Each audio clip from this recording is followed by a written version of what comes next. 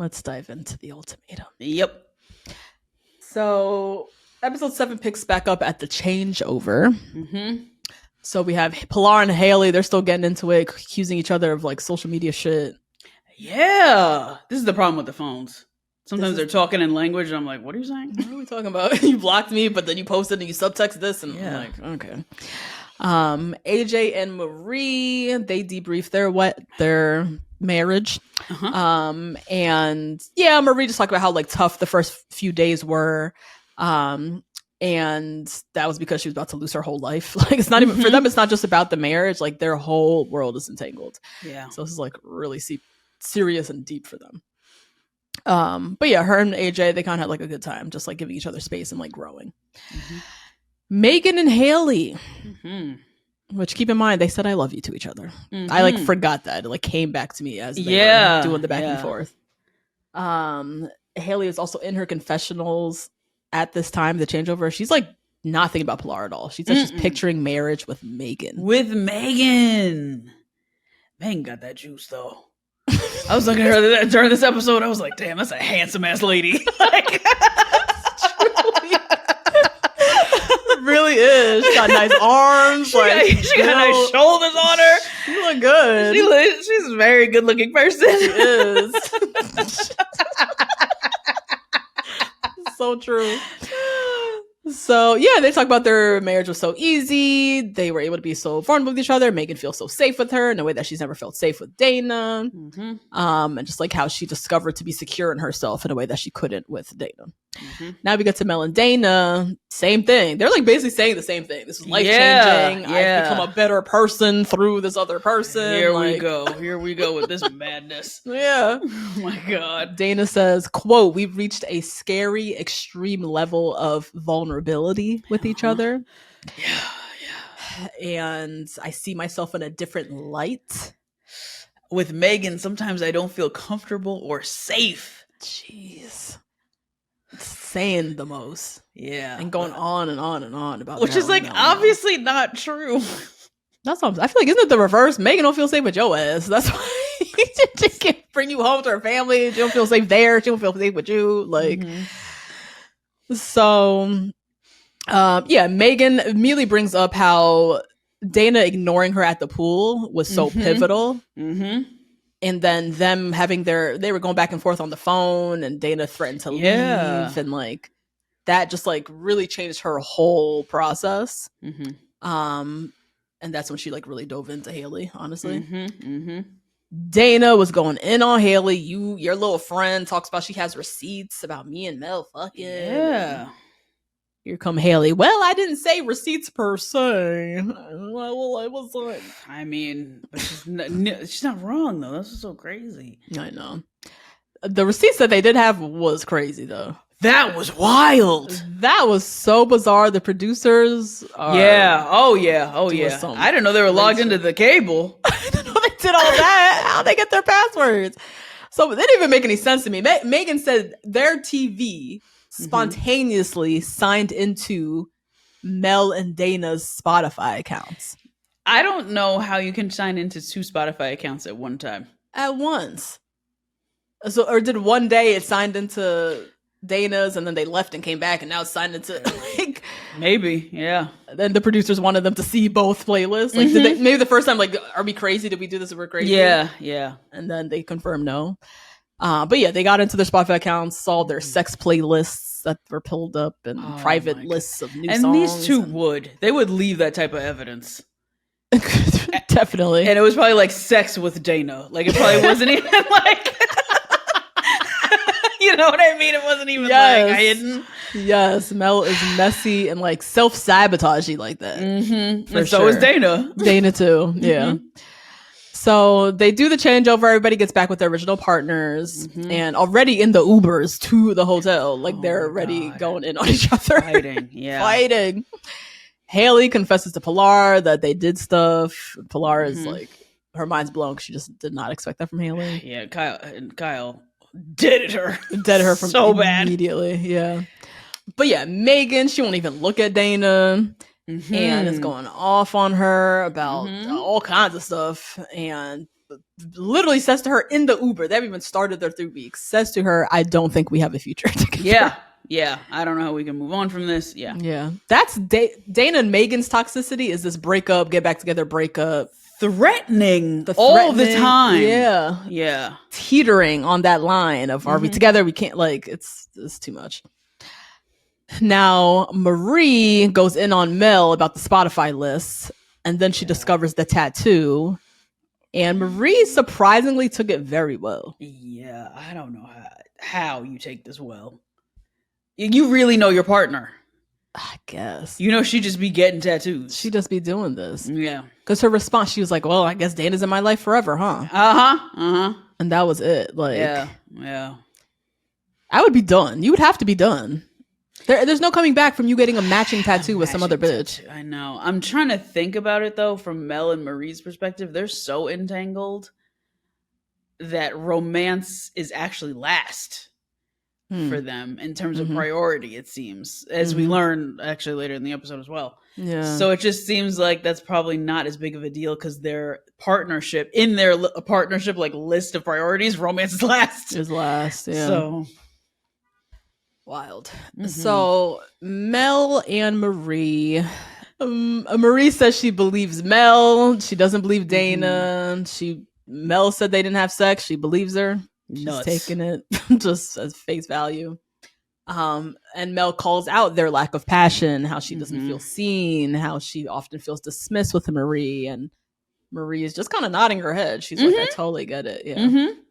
I think Marie too, like, they need this relationship to work. Like they have to. Yeah. So Marie just like can't even get into a mindset of there's no coming back from this. They can only come back from this. Yeah, that's true. That is so true. Yeah, her whole life is writing. They're both their whole lives. Their whole lives. Yeah.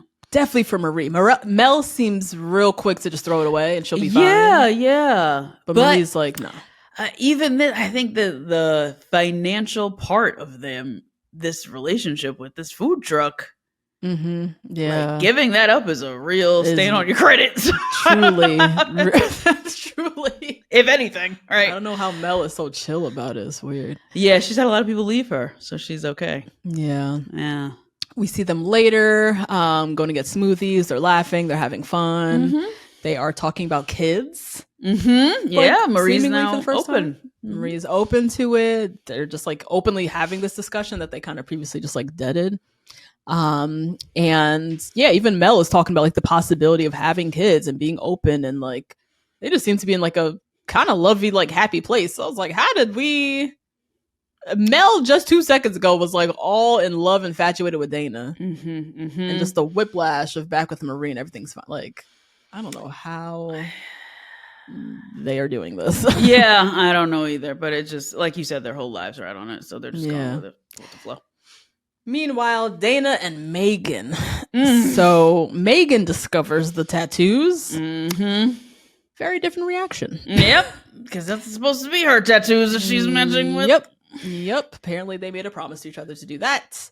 And she's just going all like Magan now has like this newfound confidence and boldness. And it's like, I can't believe I wanted to marry you, and like saying really harsh things. Yeah, very permanent things that I would never forget. I would never unhear you saying, I can't believe I wanted to marry you. Yeah. So, but somehow they're still working through it. But yeah, Magan just feels like the tattoos is crazy. There's like no, which I understand, there's no sacredness left now. That was something that was supposed to be ours. You did it with somebody else. Yeah. Kind of like seemingly on a whim, a fun thing in the middle of this Netflix fucking experiment. Yeah, right. Magan then shares that her and Haley hooked up and they did everything. She also confesses saying that she's in love with Haley and admitting, I am in love with Haley. And Dayna just like loses it because the judgment that Magan's been passing on her, and you literally over here, you have fucked this girl and you said you were in love with her. Yeah. How dare you? You've been coming at me like I'm wild and you are worse. Yep. So she calls her mom and is like, get me out of here. And she's like, I lost Megan or whatever she said. Now, with Kyle and Bridget, they just making a mountain out of molehill. I know, right? Kyle's all guilty about that whack ass drunk kiss. Yeah, so whack. Once with Pilar. She pushed her out the way. She mushed her in the face right after. Right afterwards. And yeah, Kyle, they're kind of talking about Kyle's tendency to like always appease other people. And like, even in that kiss, like she really didn't want to kiss Pilar, but she just didn't want to upset her or whatever the hell. So that's their like whole thing. AJ and Britt, just doing pretty good. Doing great. Yeah. They're working. They're like working through their shit. Yeah. And we now know that Brittany owns a med spa.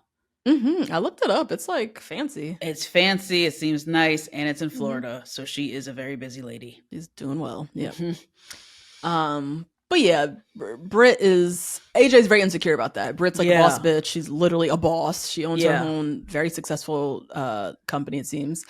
And AJ just always feels second, like Britt doesn't prioritize her. And then she kind of has all these imaginary like what ifs in her head. Like what if I think it's called Vitalux. What if Vitalux isn't doing well? We have to pause the engagement. What if all these hypotheticals that Britt is like, you're halting our life based on imaginary problems. You see yourself doing this, right? Like, And finally, AJ's like starting to see it. Like this is her insecurity speaking.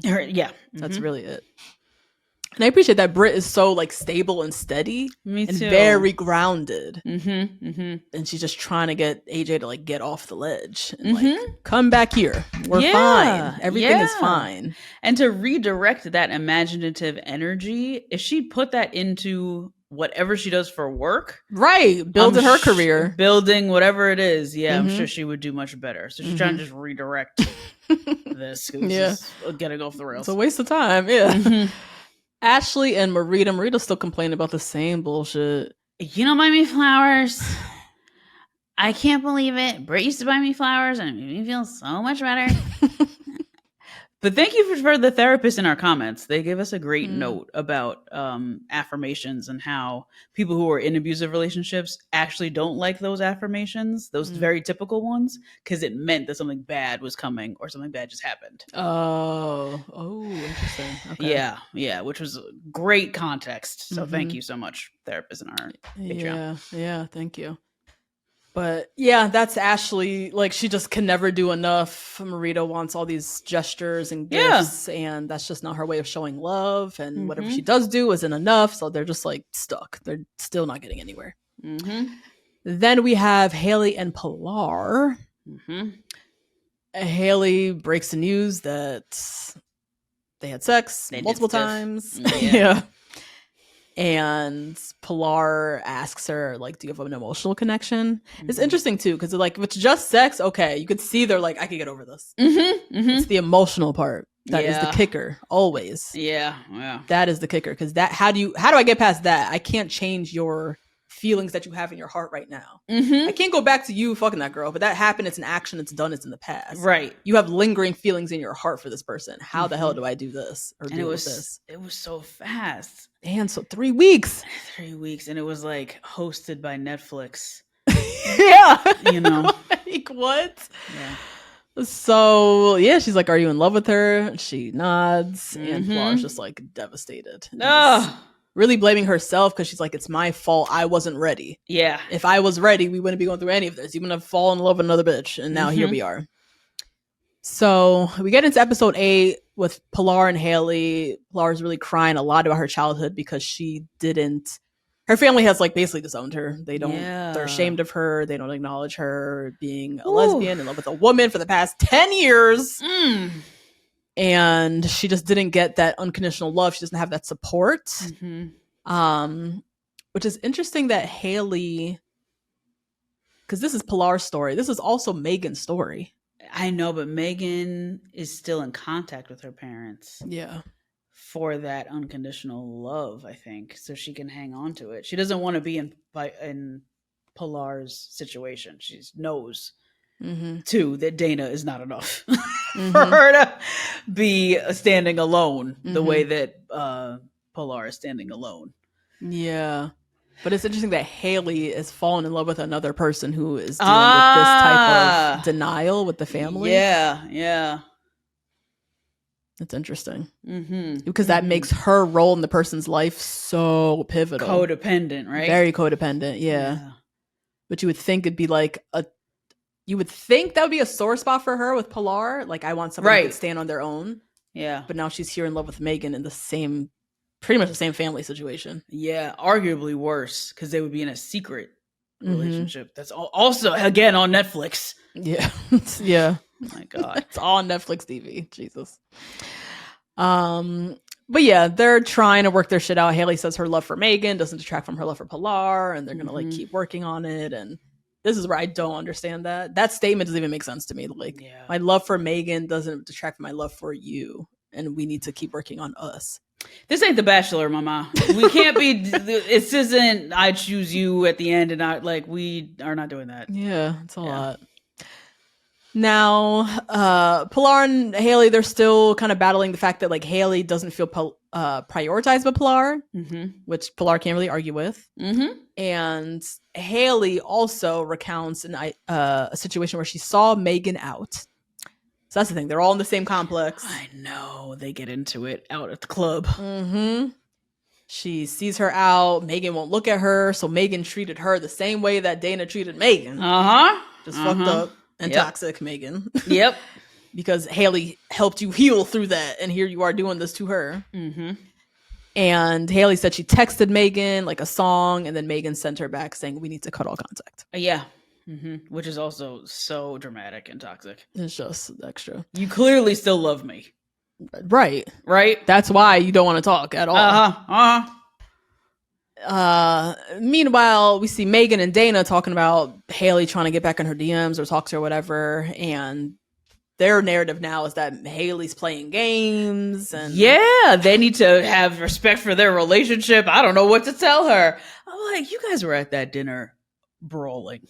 Yeah. I have no respect for this relationship. Of course not. Because you aired that shit out at the dinner table. Yes. So, no, I am going to text you a song and I don't care about whatever this is. Exactly.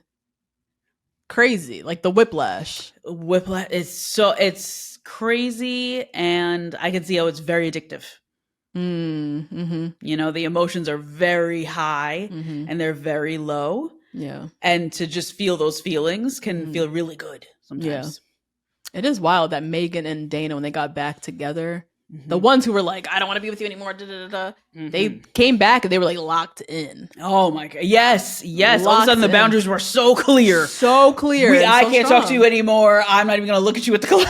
Yeah. And Haley and Mel are like, what? Yeah. This is very interesting. Now, Dayna and Magan, they are very locked in. They seem to be in a much better place. Megan's whole story is that she really, the pool, being ignored at the pool changed everything for her. That's what pushed her actually to have sex with Haley, which was toxic to say to Dayna, you made me have sex with. Like, Magan was showing her whole ass. It was so crazy. I know. I was like, oh, she might be the problem. I know. That's what I realized. I was like, oh, Dana's feeding off of someone. It's not just Dayna being the toxic one. Definitely not. Dayna admits that they also did sexual stuff, but they didn't like have sex. They did everything but, seemingly. And they just seem both very committed to trying to make this work, which I was just blindsided by. The same way that Haley and Mel are blindsided, I did not see them coming back together. Because they both seem the most checked out. Said that to each other. Yeah. She said, I can't see how we can move forward from this. Right. Now, Ashley and Marita, they meet up with Ashley's sister and friend. And the sister just flat out says, if you keep feeling like you're not enough, I don't think you guys should be together. Yeah. Love you, though. But love you. And you could tell from the sister and the friend that they've been having this same fight for years. Now you're on Netflix thinking this will solve the fight, and it's still not. I'm now mic'd up talking to you about the same fucking shit before you were on TV. Just break up. And I thought it was really good advice. And you could tell it's not easy for them to say because they love Marita, but also like it might be high time for both of you to be selfish and just reevaluate what you need. And maybe it's not the other person. Yep. Now, Kyle and Bridget meet with Kyle's parents. Love them. So sweet. They're so nice. They air Kyle's ass out. Ouch! She's not ready for She's not ready for marriage.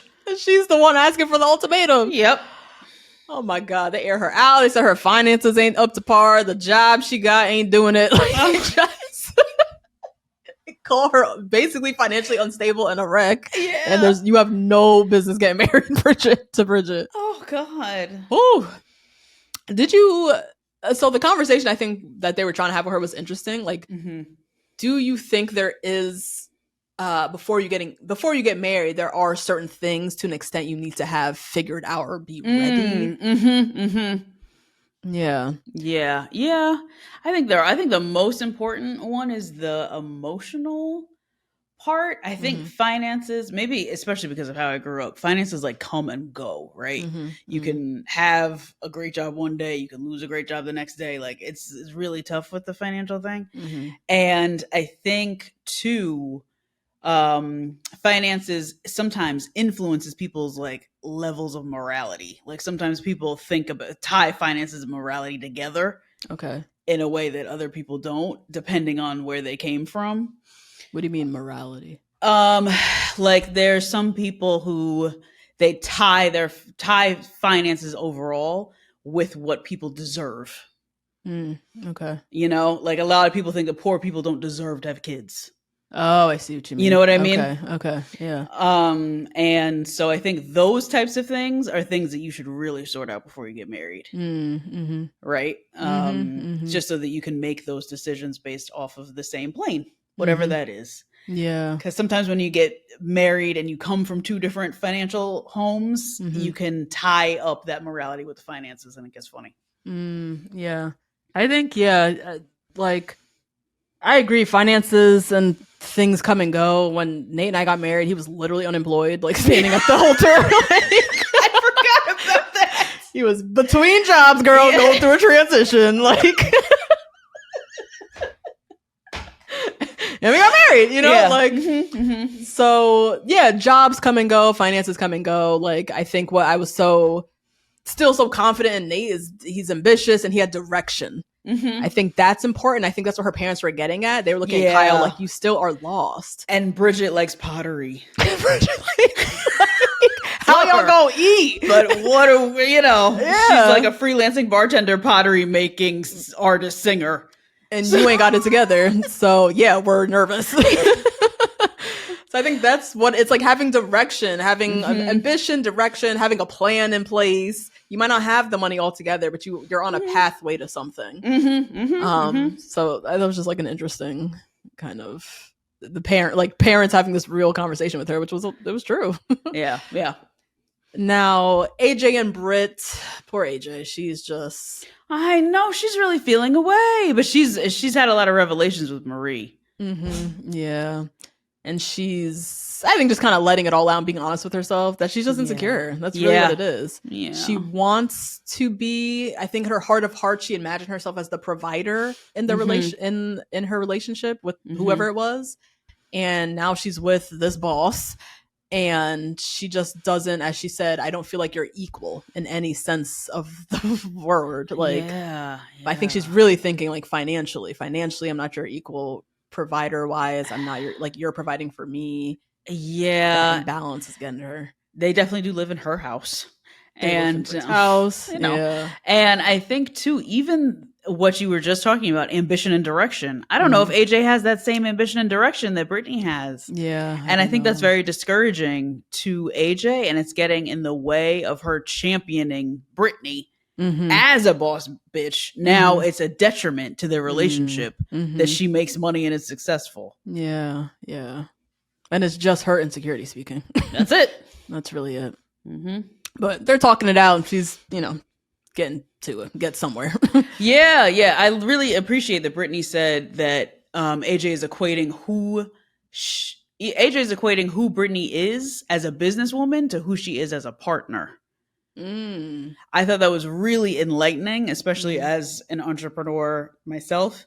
I thought, like, wow, that is something that I've never thought about my partner seeing in me, just because he's so far away from my job, and sometimes he's like, oh my god, you're on YouTube? Yeah. Like, what? Like, he's like scared. But it's something that I also say all the time in interviews and stuff, how confident I am in marriage in general, because I have a partnership with my best friend in business. You know what I mean? So part of it does leak over, and part of it is like really important, some conflict resolution and all the communication and all the rest of the stuff that we have to deal with. But I just thought that was a really enlightening sentence that she said, I'm not the same person at this med spa as I am when I get home. And I don't want to be treated as that same person too. Right. Like, I'm not the boss bitch of our relationship. I'm just Brit. Like, and I do absolutely see you as an equal. Like, this, like, what would our relationship be if not that, you know? So, that was very wise of her. Which I'm sure she's been saying all along, but AJ's just hearing it now and hearing it differently. I hope so too. Marie and Mel. So Mel, she opens up about just like not ever really seeing a stable, loving relationship. Yeah, this was wild with the grandpa. Yeah, the uncle with the uncle's girlfriend who was using her as she was a kid to crack passwords to get into his shit. Like, what? And then the cops at the house every day because they were physically abusing each other. Like, she's seen bad representations, not even not good ones, just like really bad ones also. Yeah, and it made me think even bad representations are just like home. You know what I mean? She has like nowhere to go. She can't even live with your auntie and your uncle. I know. They're toxic too. Them too. Oh God. Them too. That's your grandma and your grandpa? I know. Nobody. Oh my goodness. So Marie has to like say the things. We aren't them. Like, but what's really hard, and I feel for Mel, and there's a lot of people in this situation who come from, you know, divorced parents or abusive parents or single parents or all kinds of different types of homes that don't have two parents in a loving relationship. It's hard to think of yourself as the pioneer. Yeah, definitely. Yeah. Particularly when you don't have any examples before you. Yeah. And so it's hard all on you to be the pioneer. Right? Because that generational trauma comes back no matter what. Yeah. And you have to all the time. And you have to look at it in the face and swat it away all the time, especially in partnership. We always say partnership is a mirror. So it's just 24/7. You're constantly swatting away the generational trauma and the responses that you have to that trauma. Yeah. It's exhausting.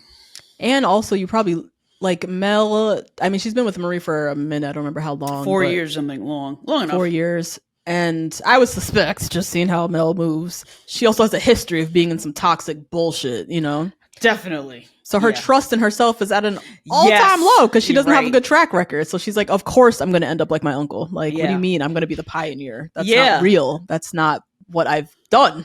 Right. You know? Yeah. Oh, so true. Do you think too, it's a lot of the times we look at these couples and we're like, they don't need to be on TV. I would say that Mel and Marie are perfect for couples therapy. Oh my God. The show. Yeah, absolutely. I think they would do really well. Yeah. Have we seen a couple yet that has had a business together?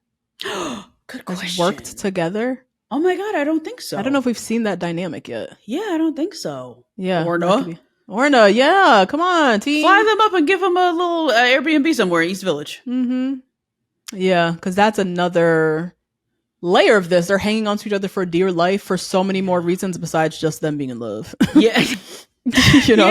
Yeah. And they have trust in one another in this way of working together.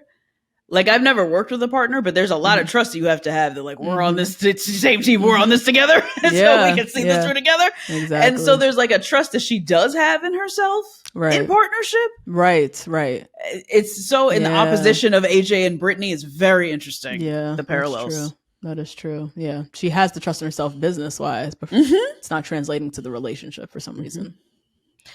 Now, also very interesting, this conversation. Mel asks Marie, what makes you feel safe? And Marie says the classic things. So stupid. Love, trust, check-ins. Love, trust, and communication. Like, not rocket science, sure. No, yeah. But Mel says those are the things that make her feel the most unsafe. Yeah. Because she feels like once there's love and trust and check-ins, it's a setup. It's gonna go. Yeah. Yeah. Ooh, that is sad. I know. It's sad that she's this, I don't want to say old, but like she's this old and she still feels that way. Like she's been living like this for years. For so long, I know. You know? Therapy does wonders. You've got to check it out because that's wild. Gotta check it out, girl. But you have to, and you have to like commit to it for a really long time with a really, really good one, so that you don't have to live your life like this. And that's something that I want Mel to want for herself. Yeah, right. And she doesn't seem like she wants it for herself. It seems like she wants to go back and forth with getting tattoos of people. Yeah, she literally says to Marie, she's like, I don't know if that's what I want. Like, all I know is chaos and instability. I don't know if I want safety and stability. Like, got to get out of that headset, like mind space, because you know that's unhealthy. You know, you call it chaos. Yeah, it's called chaos. Yeah, instability, and it's causing you to not trust yourself and to not think highly of yourself. Right? It's not causing things that are good. It's causing things that are all bad. Yeah, but there's such highs. The relationship is like so incredible when it's good. When her and Dayna were on, we were like, well, it's her and Dayna. It's her and Dayna. I was ready to sail them off into the sunset. Like, oh my goodness.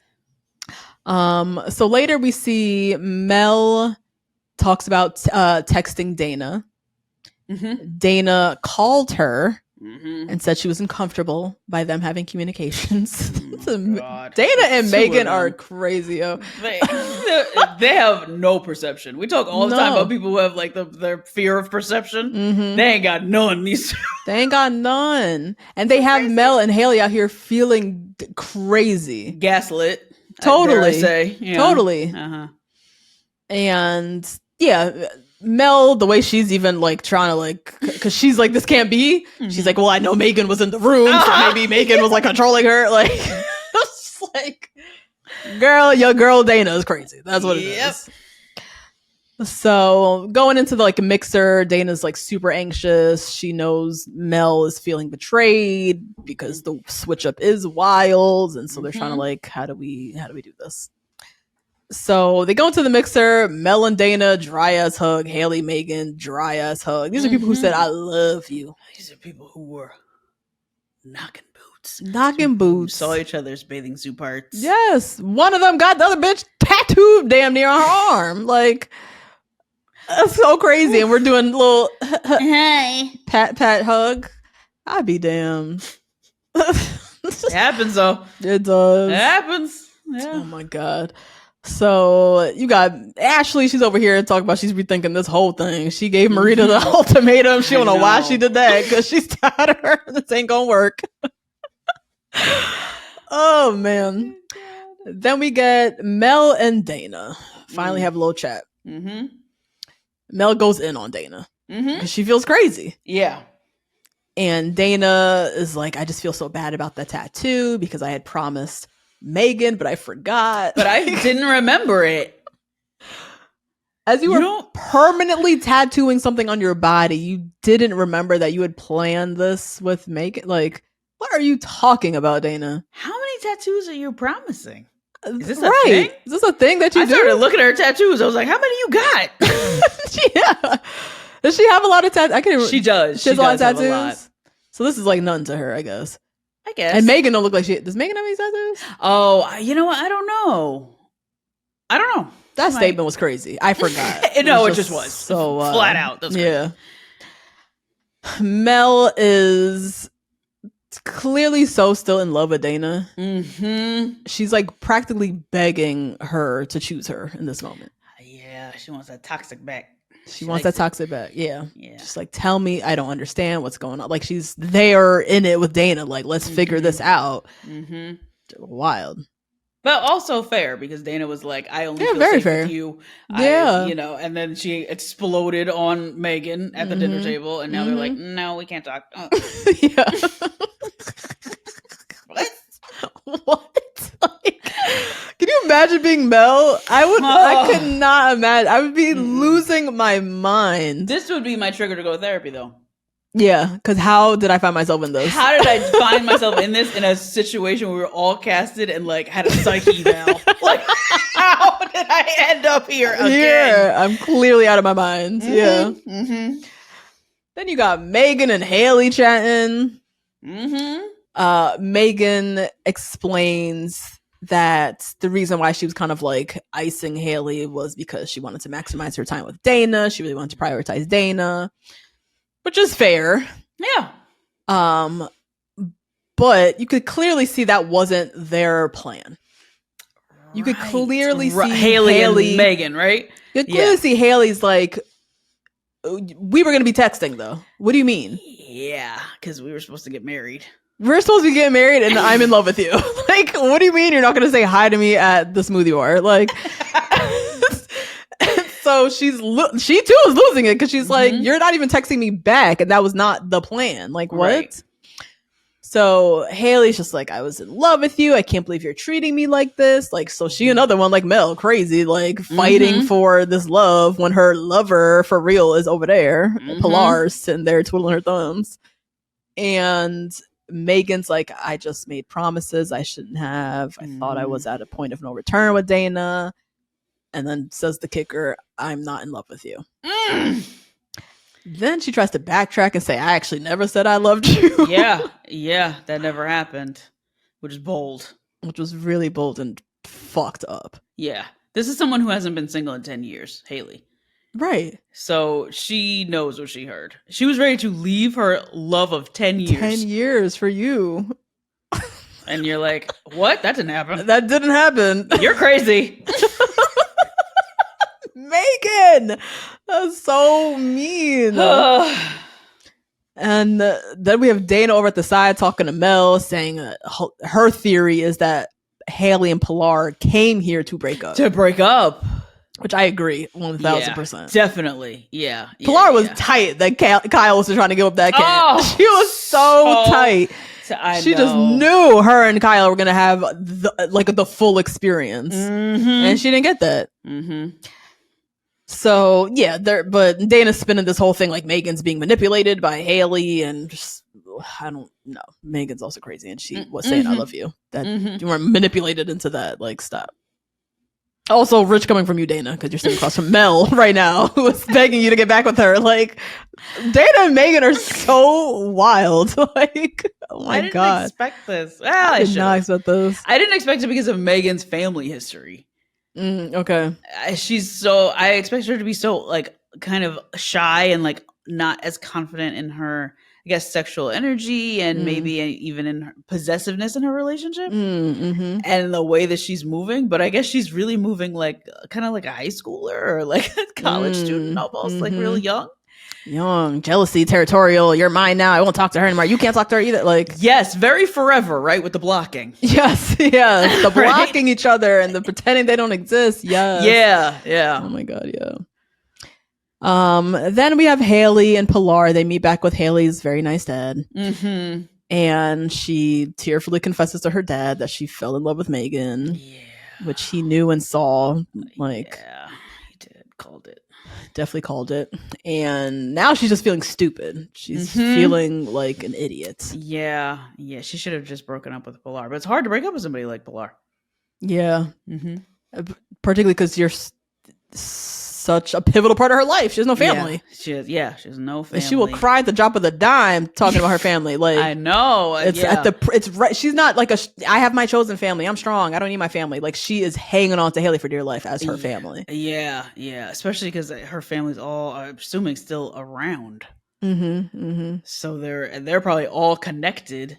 And not her. That is awful. You're mourning people who are still around. Yeah. Oof. So yeah, it's just Pilar's struggle now is feeling like the safe second option. Yeah. Because Haley was gone, girl. She was out the door. She's ready to walk down this aisle with Megan. If Megan was down, she'd be out. And Pilar knows that. Yeah. They're only working on their thing because Megan is over it. That's it. Yeah. Now, Marita and Ashley, like, just stuck in the same cycle. Get them out of here. Yeah. Them, Kyle, and Bridget, just like kind of useless this season, honestly. And Ashley just looks over it. Like this last crying fit with Marita, Ashley's like consoling her, but is like, I just gotta get the fuck out of here. Like, what am I doing here still? You know how many times she sat there as Marita cried and said, why don't you buy me flowers? I need the flowers. You don't even give them to me. They've been doing this for years. She is done. And now Magan and Dayna. Magan talks about her family, how her family has not really showed Dayna respect. Her mom always kind of talks about the future with kids and the guy. You're gonna have this great husband and all this stuff. The guy. Bitch, the guy. Meanwhile, straight women all over TikTok are like, so about Megan though. Megan though, like... Girl, she was doing that grill. I said she grills too. Broad ass shoulders. Talk about the guy. The mom is nuts. The mom is delusional. That is such a level of delusion and denial. To look at your daughter and talk about, I can't wait till your husband comes up. What are you talking about? Look at your daughter. And how gay would that husband be? You know what I'm saying? Look, you want to talk about lavender marriage. Girl, that's just two people looking to get out of it. Like, truly. What? Oh, but you know what? It's so crazy. She could bring home a a gay man, and that would be enough for them. Yep. Which is so sick and twisted. I know. The homophobia is just wild. It is so blinds bad. them. They look ridiculous. Yes, you look hilarious. Hilarious. Oh my god. Ooh. Woo. So she's like committed now to standing up to her parents and like demanding respect from them, which this part was interesting. She said, I'm going to demand respect from them when I bring you around, or I won't bring you around. So is that really solving anything? Either everything's going to change or nothing. Right. What? Did you hear what you said, Megan? No. Is that right? Like, no, she didn't. It's bizarre. Oh God. So everyone's having their final nights in their marriage. Everyone seems to be kind of like resolving everything with their partner, seemingly. Dayna, however, is still a little stuck because she is scared that she doesn't have the capacity to move past Megan having sex and falling in love with somebody else. And what's making it hard for her is Megan is saying, like, I have no regrets. I would do it all again. Yeah. Which, it's very easy for you to just say, I regret it. I wouldn't do it again. She doesn't want to give. Yeah, she doesn't feel that way. And she doesn't want to give that to Dayna because that's not her truth. Right. And Megan's hyper aware that they're on television and we'll see this in a year. And Dayna is not. We all saw Meg cupping them cheeks on that balcony. So... Oh my god, they're crazy. I'm also confused with Dayna. Like, how's her and Mel any different? Yeah, I don't know, because they didn't have full sex. They had just some sex. Yeah, or they didn't say I love you. They just got matching tattoos and wrote like 4-page single type letters to each other. Oh my god, basically saying I love you. Couldn't even go to CVS without each other. Right. Yeah. So I don't understand how the leg that Dayna's trying to stand on. I don't get it. Yeah. I'm really confused. And that was episode 7 and 8, guys. Justine, what did we learn? Oh my gosh. Is it better to be your partner's equal or to be their biggest fan? It really seems like you need to be their biggest fan. For sure. Right? Because that is really that friendship that people talk about that you need in especially marriage. Yeah. There's some times where you need to put aside every bit of romance and just be this person's friend and do it because you're their biggest fan and not just because it's the 50-50 thing to do. Yeah. And there's going to be, in the case of AJ and Britt, financially, you might not ever be equal. Yeah. There might always be a vast disparity in that sense. And so that trying to claw at that or trying to like equal out that just trying to like push yourself or her to like get to some level of like equity with things that are kind of out of your control if you're in different career brackets is a waste of time and energy, and you're better off just like rooting for them in whatever the lane that they're in. Even with Bridget and her pottery, whatever the fuck, like she might not ever reach this level of stability that, you know, Kyle might want for her. But that's what she wants to do. That's your person. You care about them. You root for her, make her be the best potter ever. Like, she's not trying to sit down and do nothing. She bartends. Exactly. Yeah. How do you come back from falling in love with someone else? These people, you put up boundaries. You lie. Dead to their face. Girl.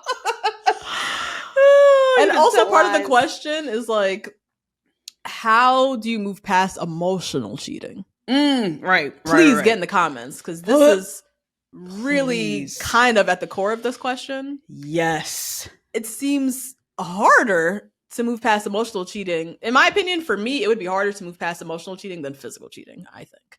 Same, because it can be done so sneakily, so manipulative, and it can be so pervasive and ongoing. Yeah. And I personally have seen it so much at work. Oh, work wives and husbands. All kinds of shenanigans, girl. Yep. Yeah. Oh happens all the time. Yeah. So I would love for you guys to leave in the comments, Spotify, Patreon, what you guys think about emotional cheating and moving on from it. Yeah. Especially the people who are so close in proximity to you. Yes. Like a fake marriage or work. Yeah. What is the blueprint to move past? Because what I'm seeing here on the ultimatum is it's got to be a lot of delusion.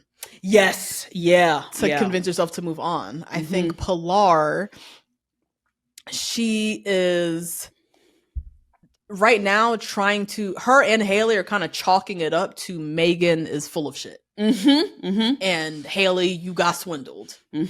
Which is not true. No. We'll watch that back and see that didn't happen. Yeah. That's not true. But that's how they're trying to move past it. Trying to get over this, you know. Marie, as we said, she's got way too much at stake. That she's just kind of pretending that Mel and Dayna just like she just turned her back to the whole thing. She's like, I'm not even going into this. Yeah, we're just looking forward. She's like refusing to look back. And then with Dayna, I think with Dayna and what she's going through, because we end the episode being like, I don't know if I can move past this. I don't think she knew Magan was capable of this emotional cheating. Yeah, I think she underestimated Magan the same way I did. Yeah. So that's why she's really stuck on this question of how am I going to move past this? Because I didn't even think you had this in you, and I don't know if I can get past this. And isn't Magan kind of like putting it on Dayna, but saying, you ignored me at the pool? Yeah, absolutely. Right? You know? Yeah, it's your fault that I dove in head first with Haley. So let us know. I mean, emotional cheating happens all the time. I think we talk the most about physical cheating, people having sex with each other. But emotional cheating happens all the time, and people somehow figure it out and stay with somebody. But it seems so hard, and I don't know how these people do this. So let us know in the comments, please. And that's it, y'all. We'll be back. Bye, guys. Yeah.